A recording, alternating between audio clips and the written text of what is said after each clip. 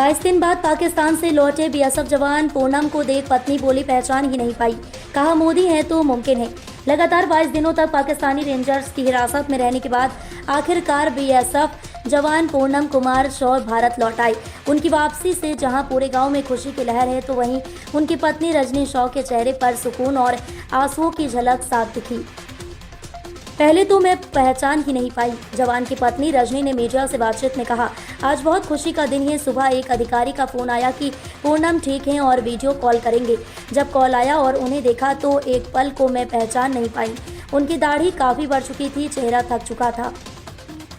थका हुआ था, लेकिन आवाज़ सुनकर यकीन हुआ कि वो ही है। उन्होंने बताया कि पूनम फिलहाल शारीरिक रूप से स्वस्थ हैं और उन्होंने खुद आश्वस्त किया कि चिंता की कोई बात नहीं है, पीएम मोदी हैं तो कुछ भी संभव है।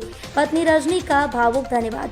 अपने पति की वापसी के लिए प्रधानमंत्री नरेंद्र मोदी और बीएसएफ अधिकारियों का धन्यवाद करते हुए रजनी ने भावुक होकर कहा, 22 अप्रैल को जब पहलगाम हमला हुआ तो मोदी जी ने ऑपरेशन सिंदूर के जरिए आतंकियों से जवाब लिया और 15 से 20 दिन में ही हमारे सुहाग का बदला भी ले लिया, और सिर्फ बदला ही नहीं, मेरे पति को पाकिस्तान से वापस भी ले आई।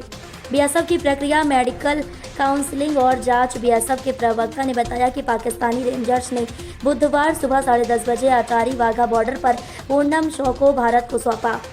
जवान के स्वास्थ्य की जांच के बाद उन्हें काउंसलिंग और डिब्रीफिंग के लिए भेजा जाएगा। इस दौरान उनसे यह पूछा जाएगा कि पाकिस्तान में उनके साथ कैसा व्यवहार किया गया और वहां क्या क्या हुआ। फिलहाल उन्हें सक्रिय ड्यूटी पर नहीं भेजा जाएगा, बल्कि बीएसएफ की जांच टीम उनसे पूछताछ करेगी ताकि यह पता लगाया जा सके कि सीमा पार जाने में कोई चूक हुई या नहीं।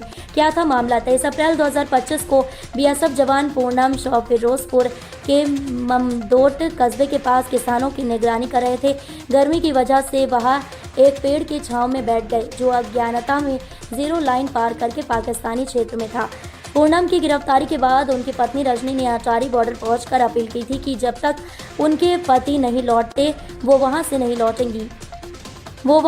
हटेंगी। उनकी इस भावनात्मक लड़ाई को सोशल मीडिया और जनता का व्यापक समर्थन मिला। देश भर में #ब्रिंग बैक पूनम जैसे हैशटैग ट्रेंड करने लगे और सरकार पर दबाव बना रहा।